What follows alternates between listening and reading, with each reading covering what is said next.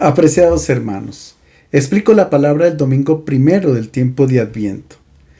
Se inicia en la iglesia un nuevo año litúrgico y un nuevo ciclo. Un ciclo es la manera como se organizan las lecturas de la Biblia para ser leídas diariamente durante un año.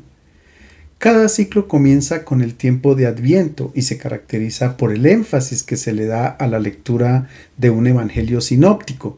Tenemos 3 ciclos, A, B y C, con el fin de ofrecer una visión integral de toda la historia de la salvación. Ahora comenzamos el ciclo B y el énfasis va a ser sobre el Evangelio de Marcos. El tiempo de Adviento en la tradición cristiana se define como una oportunidad para acoger al Señor en nuestra vida. Adviento deriva de la palabra latina adventus, compuesta por el prefijo ad, que indica cercanía, y el verbo venire, que significa venir.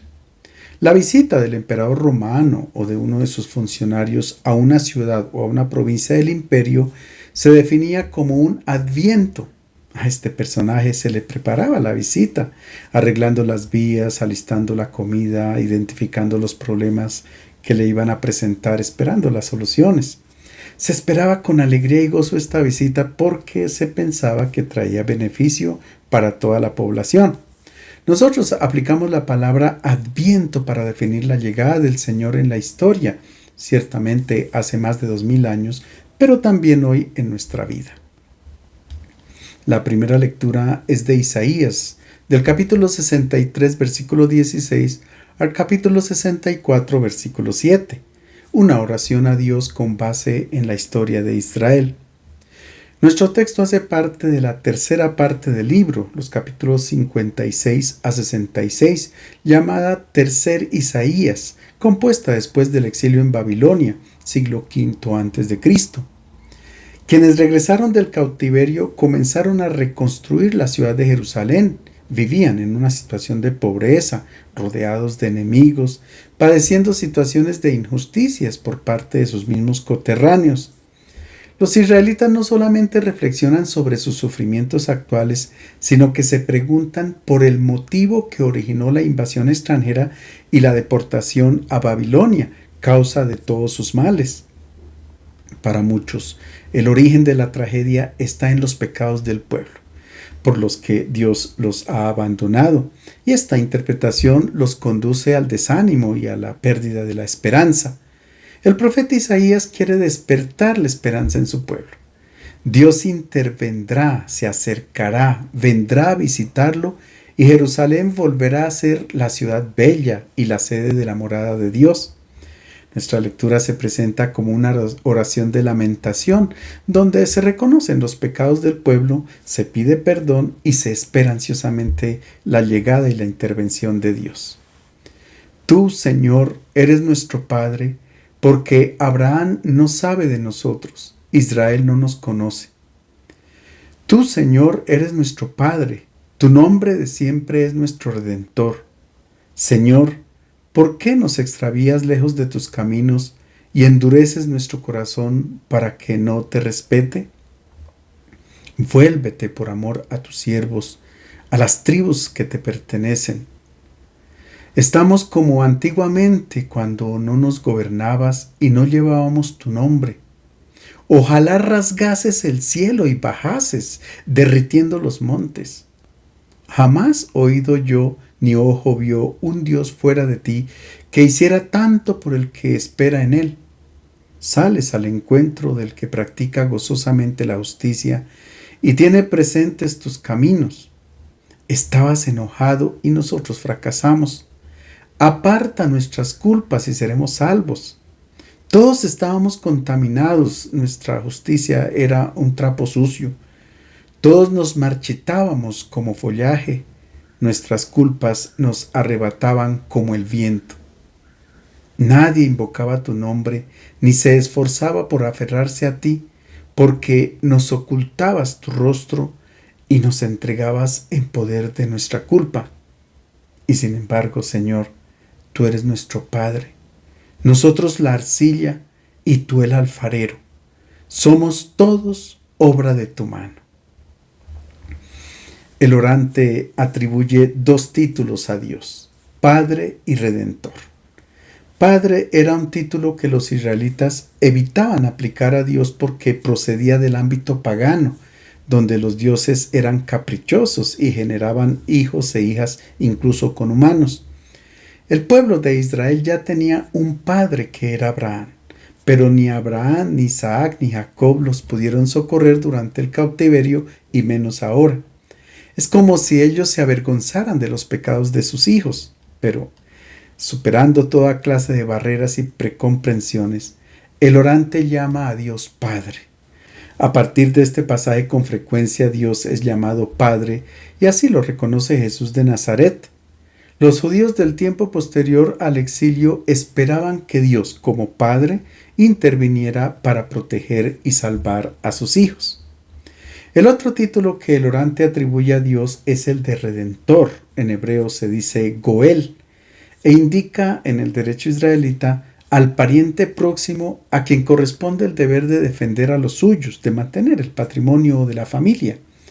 Entre sus deberes estaban liberar a un familiar que cayera en esclavitud, proteger a una viuda y dar descendencia o vengar a un pariente asesinado.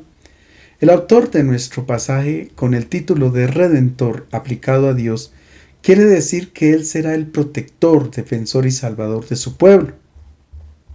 Con estos dos títulos atribuidos a Dios, el orante pide su intervención liberadora. Sin embargo, al ver la historia de Israel, se sabe que el Señor se ha manifestado a su pueblo en muchas ocasiones. Él fue el liberador, sobre todo cuando los rescató de la esclavitud de Egipto y ahora del exilio en Babilonia. Israel es consciente de esta situación y es por esto por lo que el autor de nuestro pasaje funda su oración sobre la memoria histórica que da origen a la esperanza. Dios vendrá a visitar a su pueblo y a liberarlo de la condición por la que está pasando. La oración ofrece una excelente imagen. Dios es el alfarero y el pueblo es la arcilla para modelar con amor y cuidado. Una clara referencia a la creación del ser humano. En Génesis 2:7, Dios formó al hombre del barro de la tierra. Ahora nuestro orante pide que haya una nueva creación para que nazca una nueva humanidad. El orante también pide la intervención inmediata y definitiva de Dios. Ojalá rasgases los cielos y bajases. Esta súplica tiene su pleno cumplimiento con la llegada de Jesús de Nazaret. San Marcos, en el momento del bautismo de Jesús, dice que los cielos se rasgaron y desde entonces el Señor siempre está con nosotros. La segunda lectura es de la primera carta a los Corintios, capítulo 1, versículos 3 a 9. Pablo eleva una acción de gracias por la comunidad de Corinto. La ciudad de Corinto era próspera, tenía 2 puertos de mar donde convergían personas de todas las razas y religiones. En la época de Pablo la ciudad contaba con unos 500,000 habitantes. La riqueza de algunos era escandalosa y contrastaba con la pobreza de la mayoría. Cuando Pablo llega a esta ciudad por el año 51, funda una comunidad cristiana. La mayor parte de sus miembros eran de origen griego y de condición humilde, pero también había personas de origen judío. Pablo se hospedó en casa de Priscila y Áquila, un matrimonio judeocristiano. Allí trabajaba, pero cuando llegó Silvano y Timoteo, el apóstol se consagró totalmente al anuncio del evangelio hasta que fue expulsado de la sinagoga. Sin embargo, la tarea no era fácil. En Corinto había un ambiente moral complejo y muchos vivían seducidos por la sabiduría griega. En la comunidad cristiana, algunos convertidos querían volver sobre sus tradiciones paganas y otros se enorgullecían por los carismas recibidos de Dios. Nuestro texto es la acción de gracias inicial con la que Pablo solía iniciar sus cartas.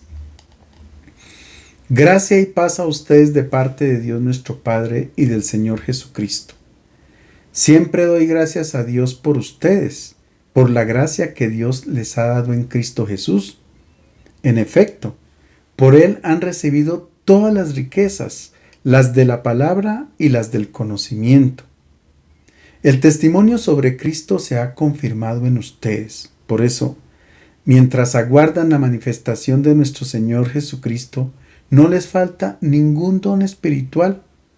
Él los mantendrá firmes hasta el final para que en el día de nuestro Señor Jesucristo sean irreprochables, porque Dios es fiel y Él los llamó a la comunión con su Hijo Jesucristo, Señor nuestro. Pablo inicia su carta en un clima de oración y alabanza. Para el apóstol es clara la acción de Dios sobre la comunidad cristiana. También anuncia el tema de los carismas que irá a tratar más adelante en su carta.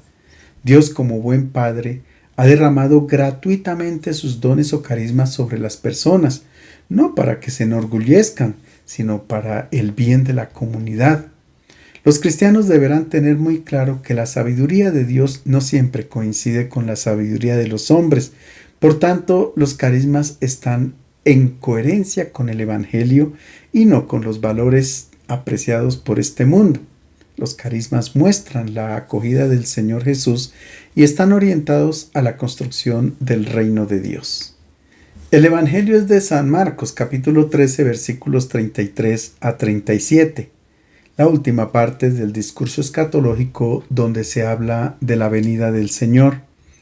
Jesús se encuentra en Jerusalén. Ha tenido una serie de polémicas con las autoridades judías y una tarde se retira con Pedro, Santiago, Juan y Andrés hacia el Monte de los Olivos para darles una enseñanza particular conocida como discurso escatológico. Este discurso tiene una motivación. Al salir del templo, uno de los discípulos se maravilla de esta hermosa construcción y comenta: «Maestro, mira qué piedras y qué edificios». Y Jesús le responde: «¿Ves estas grandiosas construcciones? No quedará piedra sobre piedra que no sea derribada». Y cuando suben al Monte de los Olivos, los discípulos aprovechan la ocasión para preguntarle cuándo sucederá la destrucción del templo y cuáles serían las señales. Jesús responde a lo largo del discurso escatológico. En este discurso se utiliza un lenguaje y unas imágenes de carácter apocalíptico que eran muy comunes entre los predicadores de la época. Por tanto, no se trata de un relato de crónica, sino de una lectura profética de la historia. De hecho, el dato histórico fue la destrucción del Templo de Jerusalén por parte de Tito, jefe de las legiones romanas, que tuvo lugar el 30 de agosto del año 70. En el discurso se habla de la difícil misión que el Señor confía a sus discípulos. Ellos tendrán que enfrentarse a muchas dificultades y persecuciones, por tanto, tienen necesidad de caminar animados por el Espíritu de Jesús. Nuestro texto es el final del discurso escatológico donde se insiste en la fidelidad y la vigilancia. Sobre todo, los discípulos deben permanecer en vela para acoger al Señor que viene. Estén atentos y despiertos porque no conocen el día ni la hora. Será como un hombre que se va de su casa y se la encarga a sus sirvientes, distribuye las tareas y al portero le encarga que vigile. Así pues, del mismo modo ustedes estén prevenidos porque no saben cuándo va a llegar el dueño de casa, si al anochecer o a medianoche o al canto del gallo o de mañana, que al llegar de repente no los sorprenda dormidos. Lo que les digo a ustedes, se lo digo a todos: vigilen. El texto inicia diciendo: estén atentos y despiertos porque no conocen el día ni la hora. Es una recomendación que encontramos ya en el capítulo 8 del Evangelio de Marcos, cuando Jesús dice a sus discípulos: tengan cuidado, atención con la levadura de los fariseos y la levadura de Herodes. La levadura hace referencia a todo aquello que es impuro, que corrompe y daña. La levadura de los fariseos era su hipocresía y la enseñanza de un rostro desfigurado de Dios.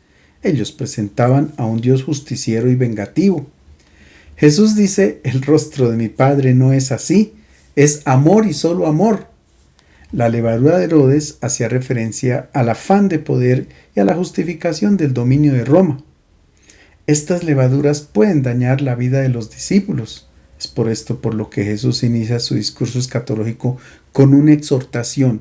Tengan cuidado, que nadie los engañe, porque muchos vendrán en mi nombre y se presentarán como el Mesías.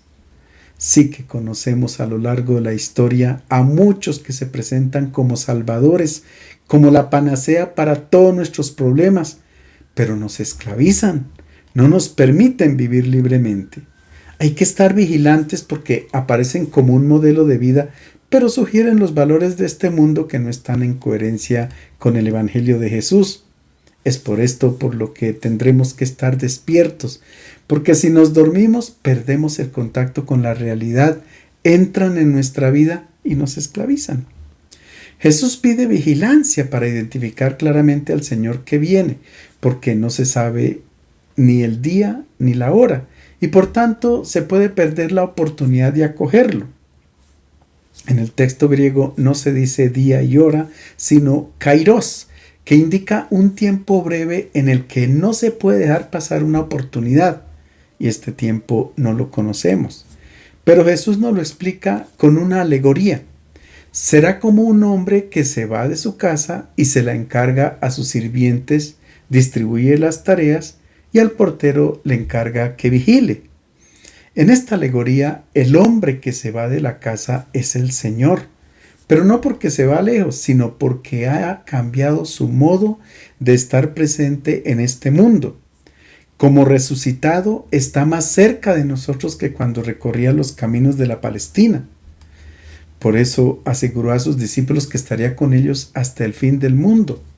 Pero a ellos les corresponde percibir su presencia, es decir, ellos tendrán que ver una realidad que supera la visión material. Tienen que ver a Jesús resucitado con los ojos de la fe, es decir, con los ojos del corazón, como el Maestro indicó sobre el monte. Bienaventurados los puros de corazón, porque verán a Dios. Se necesita una mirada pura y de fe para reconocer al Señor que está presente entre nosotros. En esta alegoría, la casa se identifica con la comunidad cristiana y los siervos hace alusión a las personas que han entregado su vida al servicio del proyecto de salvación de Dios. Pensemos en Abraham, Moisés, David, etc. Y por supuesto María, la única mujer que recibió el título de sierva del Señor. Pero ahora somos nosotros los servidores en la comunidad cristiana. Estamos al servicio del reino de Dios para crear un mundo nuevo. A cada uno se nos ha donado los carismas, no para vanagloriarnos, sino para ponerlos al servicio de la comunidad. El otro personaje de la alegoría es el portero, muy importante en una casa, porque tiene la tarea de dejar entrar o dejar salir. Tiene que estar siempre vigilante, como dice Jesús. En principio se podría pensar que los porteros son quienes tienen una responsabilidad en la comunidad cristiana, quienes deberán estar más vigilantes que los demás. Pero en realidad, a nivel personal, en la alegoría el portero hace referencia a la conciencia de cada uno. Ella debe vigilar para distinguir entre quien ofrece propuestas de vida en coherencia con el Evangelio y quien ofrece seguir los valores del mundo. En la segunda carta a los Corintios, Pablo dice: estén atentos porque Satanás se puede disfrazar como ángel de luz, pero la conciencia despierta es capaz de reconocerlo inmediatamente y no dejarlo entrar. Jesús nos previno también contra los falsos profetas que vienen con vestidos de ovejas, pero que por dentro son lobos rapaces. Pero si nuestra conciencia está bien formada y no está contaminada por una falsa enseñanza del rostro de Dios, es capaz de reconocerlos y de no permitir su entrada. Sin embargo, la conciencia también se puede drogar por las vanidades y los valores de este mundo y adormentarse. Es necesario identificar el Evangelio puro. Él nos ofrece la libertad porque siempre está en función de la dignidad del ser humano. Nunca está contaminado por las ideologías. Pero si nuestra conciencia se adormentase en algún momento, pues intervienen los ángeles, que son nuestros hermanos de comunidad, quienes nos ayudan a discernir entre el bien y el mal. Jesús nos pide que estemos preparados para la llegada del dueño de casa porque no sabemos la hora. Puede ser al anochecer o a medianoche o al canto del gallo o de mañana. Lo importante es que no nos sorprenda dormidos. De ahí la necesidad de vigilar. Estas palabras de Jesús se han interpretado equivocadamente pensando en el final de nuestra vida, cuando llega nuestra muerte. Y algunos nos han enseñado que si no estamos preparados, estamos en serios problemas porque se puede terminar en el infierno por toda la eternidad. Pero obviamente que esta forma de pensar no es una buena noticia, no es evangelio, sino terrorismo espiritual, porque en vez de alegrarnos, nos entristecemos. En el Evangelio de Lucas encontramos una parábola que es muy similar a la alegoría de nuestro pasaje. Es la siguiente. Un hombre noble se fue a un país lejano para ser nombrado rey y volver. Llamó a 10 sirvientes suyos, les entregó una gran cantidad de dinero y les encargó: háganlo producir hasta que yo vuelva. Y en el Evangelio de Juan, Jesús dice a sus discípulos: no los dejaré huérfanos, volveré a visitarlos. De la incorrecta traducción e interpretación de estos textos y de otros similares, surgió la idea de que en el momento de la ascensión Jesús se habría despedido de sus discípulos para regresar al final de los tiempos en el esplendor de su gloria. Pero Jesús nunca aplicó el verbo regresar para él, y los textos litúrgicos evitan utilizar la expresión regreso del Señor, porque sencillamente el Señor nunca nos ha dejado. Él no se ha alejado de nosotros. En los evangelios el verbo griego epanerhomai, que significa volver, regresar, no tiene como sujeto a Jesús, sino que para él se utiliza erhomai, que quiere decir venir, llegar. Jesús no regresa, sino que viene en cada momento de nuestra vida y quiere ser acogido para ofrecernos su amor. Así que no estamos solos a lo largo de nuestra vida. Ya en el Primer Testamento el pueblo de Israel comprendió que su Dios no estaba alejado, por el contrario, caminaba con él, lo acompañaba e intervenía en la historia, muy distinto al pensamiento griego, que imaginaban al dios Zeus feliz en su Olimpo, totalmente desentendido de las miserias humanas. El Señor de los cristianos es muy distinto. Es aquel que es, que era y que viene, como dice el libro del Apocalipsis en el capítulo 1. En la primera carta a los Corintios encontramos la invocación de los primeros cristianos: Maranatá, ven, oh Señor. Y nuestra Biblia cierra con la invocación: ven, Señor Jesús. Son textos que están en perfecta coherencia con lo que el Señor dice a la iglesia de la Odisea en el Apocalipsis. Yo estoy a la puerta y llamo. Si alguien oye mi voz y abre la puerta, entraré a él y cenaré con él y él conmigo. El Señor se queda para siempre con quien lo acoge en su vida. Es más, en el Evangelio de Mateo, al inicio, cuando Jesús llega al mundo, se le reconoce con el nombre de Emmanuel, Dios con nosotros, Dios que entra definitivamente en la historia humana. Y al final del Evangelio, después de su resurrección, cuando el Señor envía a sus discípulos en misión, les asegura: yo estoy con ustedes todos los días hasta el fin del mundo. Por tanto, si el Señor no se ha ido, no tiene por qué volver o regresar. En nuestro pasaje, algunos se equivocan en la traducción porque el texto no dice que el dueño de casa volverá, sino que dice: no saben cuándo va a llegar el dueño de casa. Es como cuando en una familia se espera en la tarde a que cada uno de sus miembros llegue a casa. El momento exacto no se sabe, pero llegan porque no se han ido lejos del hogar. El Señor vino hace 2000 años, es cierto, pero nos preguntamos si su mensaje, el Evangelio, ya ha sido acogido por todos.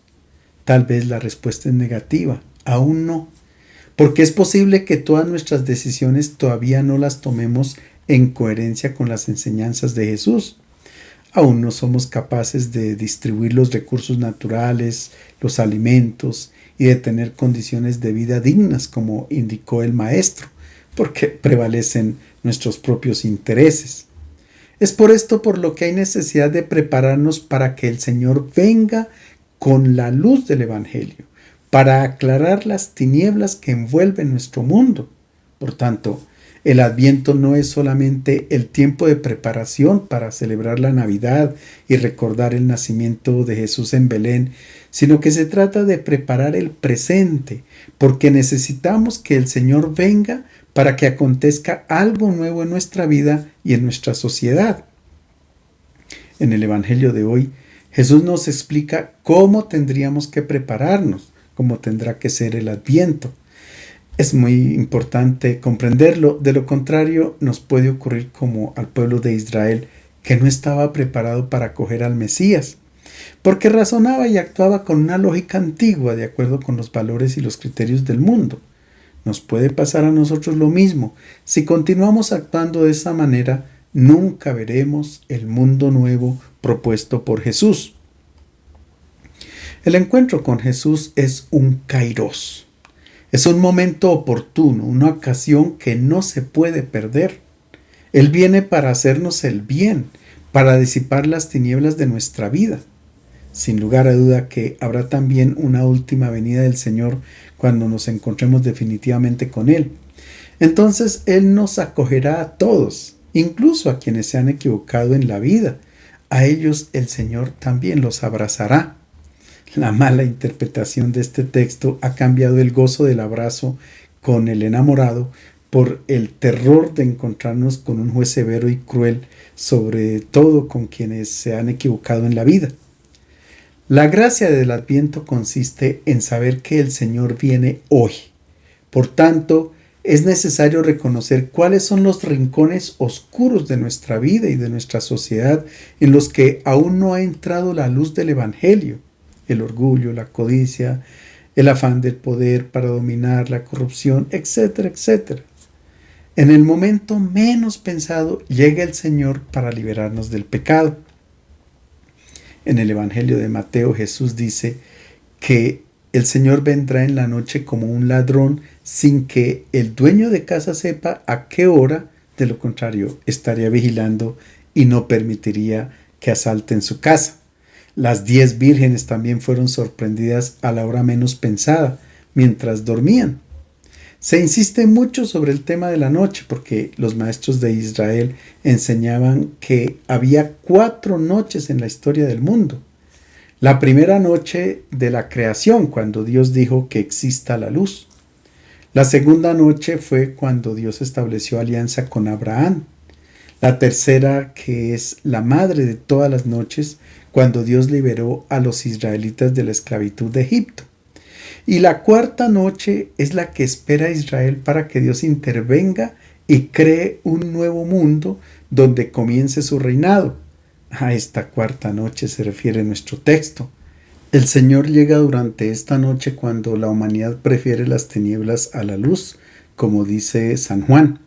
San Marcos divide la noche en 4 partes de acuerdo con la tradición grecorromana: atardecer, medianoche, el canto del gallo y la mañana. Esta era la división que tenían las guardias nocturnas de los campamentos militares. De esta manera se evidencia la vigilancia en todo momento. No podemos adormentarnos ni siquiera un instante. Y el secreto para mantenernos despiertos es la oración, entendida como un diálogo permanente con el Señor. La oración nos asemeja a Dios, nos ayuda a pensar y a obrar como Él. De ahí la importancia de orar con la palabra de Dios y concretamente con el Evangelio. Es así como nos mantenemos despiertos y expectantes de la venida del Señor. Ven, Señor Jesús. Les deseo un feliz domingo.